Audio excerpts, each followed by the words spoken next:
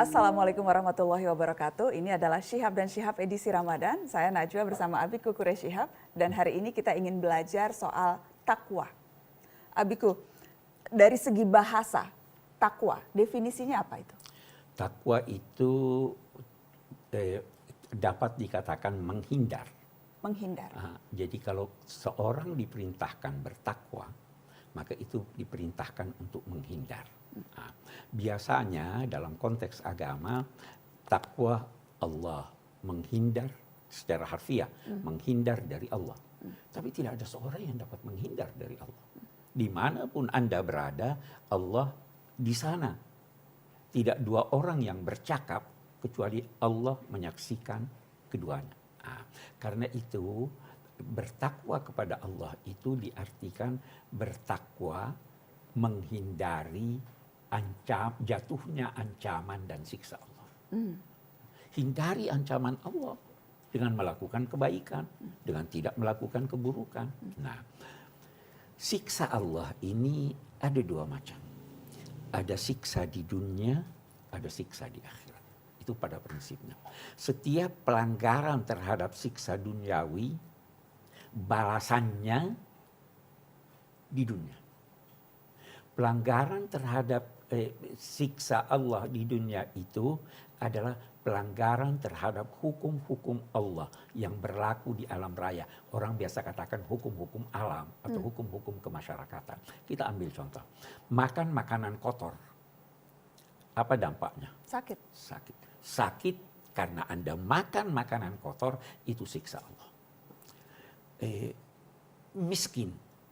Kalau Anda tidak berusaha dan bekerja, kemiskinan itu adalah siksa Allah. Ya toh?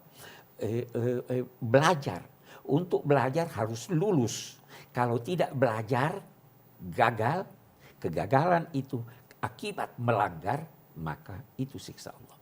Kalau bukan karena melanggar lantas terjadi sesuatu, maka itu ujian Allah. Beda ujian dengan siksa. Karena itu setiap ada sesuatu yang dirasakan negatif, lakukanlah introspeksi. Apakah ini ujian? Apakah ini ujian atau ini siksa? Kalau itu ujian, tabahlah. Kalau itu siksa, maka taubatlah. Itu siksa Allah di dunia.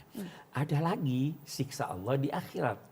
Yaitu akibat pelanggaran terhadap hukum-hukum syariat, hukum-hukum agama. Tidak salat, disiksa. Bukan di dunia siksanya, di akhirat siksanya. Tidak berzakat, bukan di dunia siksanya. Ya, kalau ada di dunia itu baru panjar.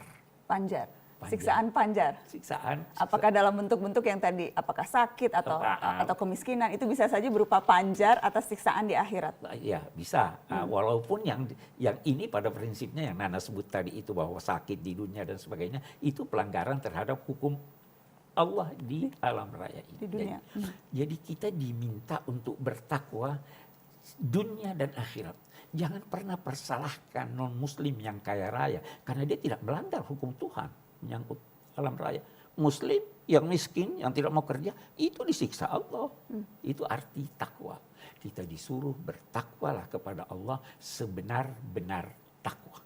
Untuk menghindari siksa Allah, baik di dunia maupun di akhirat. Ya. Sebenar-benarnya takwa, itu seberapa, apa ukurannya, Abi? Nah, bagus. Itu dulu ada sahabat Nabi bernama Ibnu Mas'ud. Dia tafsirkan ini, bahwa sebenar-benarnya takwa itu sebenarnya adalah mengingat Allah tidak pernah sesaat pun melupakannya. Itu sebenar-benarnya takwa. 24 jam dalam apapun. Bersyukur pada Allah tidak sekalipun mau mengingkari nikmatnya. Beribadah tidak sekalipun lengah. Melihat hal ini atau memahami hal ini atau memahami kesalahpahaman ini, Allah menurunkan lagi. Itu tadi ittaqullaha haqqa tuqatih. Setelah itu turun ittaqullaha mastata'tu. Bertakwalah kepada Allah sekuat kemampuan kamu bertakwa. Orang berbeda-beda. Kita disuruh puasa, bagus puasa. Bertakwalah dengan berpuasa sebenar-benarnya. Tidak kuat. Saya tidak kuat ya Allah puasa.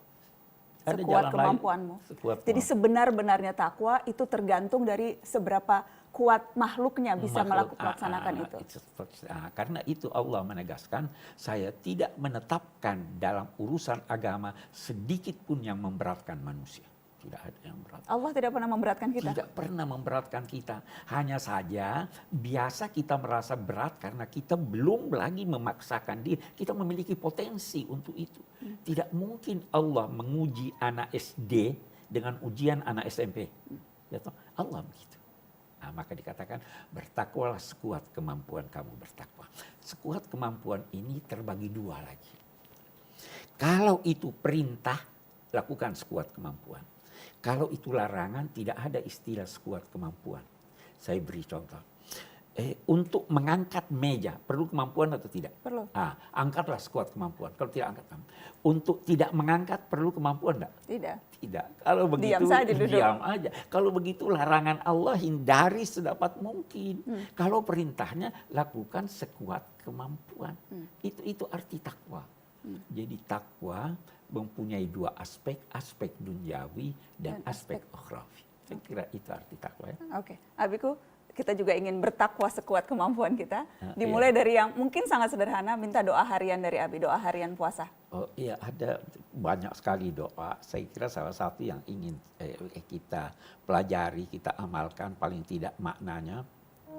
Allahumma inna nas'aluka minal khairi kullihi ajilihi wa ajilihi ma alimna minhu wa ma la na'lam wa na'udzubika minasy syarri kullihi ajilihi wa ajilihi ma alimna minhu wa ma na'lam. Ya Allah, kami bermohon kepadamu aneka kebajikan, segala macam kebajikan. Baik kebajikan yang dekat maupun kebajikan yang jauh yang akan datang kemudian. Kami juga bermohon kepadamu perlindungan dari segala hal yang buruk, baik keburukan yang ada sekarang maupun keburukan yang akan datang. Wassallallahu ala sayyidina Muhammad wa ala alihi wa sahbihi wasallam. Walhamdulillahirabbil alamin. Terima kasih Abiku. Teman-teman, apa pelajaran inti yang teman-teman dapatkan dari perbincangan hari ini? Silahkan tinggalkan pesan atau komentar dan sebar kebaikan itu di media sosial teman-teman, dan nanti yang beruntung akan mendapatkan bingkisan, akan ada buku dan juga bingkisan dari narasi untuk teman-teman. Wassalamualaikum warahmatullahi wabarakatuh. Sari Ayu Marta Tilaar mengucapkan selamat menunaikan ibadah puasa 1439 Hijriah.